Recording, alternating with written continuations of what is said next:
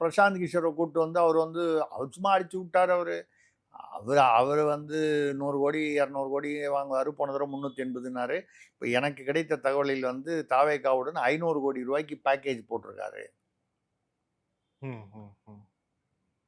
500 கோடி ரூபாய் அப்படின்னு சொல்கிறாங்க. அது எவ்வளோ தூரம் உண்மைன்னு தெரியல.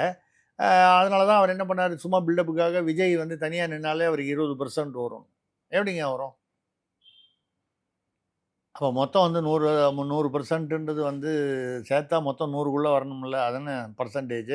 நீங்கள் இவருக்கு 20 வரும், அவருக்கு 40 வரும், அவருக்கு 30 வரும்னு கூட்டினா 200 வந்தால் அதுக்கு பேர் பர்சன்டேஜ் இல்லை, சதவீதம் இல்லை.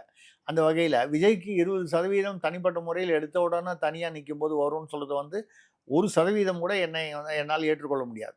என்னுடைய கணக்கில் ஒரு 5லிருந்து 10% வரை வரலாம். அவர் ஒரு 500 கோடிக்கு பில்லு போடுறது முடிவு பண்ணிட்டாரு. அது யார் தலையில் வருதுன்னு பார்த்தா, இந்த தடவை விஜய் பணம் செலவு பண்ண தயாராக இருக்கிறார் என்று பேசுகிறார்கள். இதற்கு மட்டும் இல்லாமல் ஓட்டுக்கு கூட திமுக போலவே பணம் கொடுக்க தயாராக இருக்கிறார்.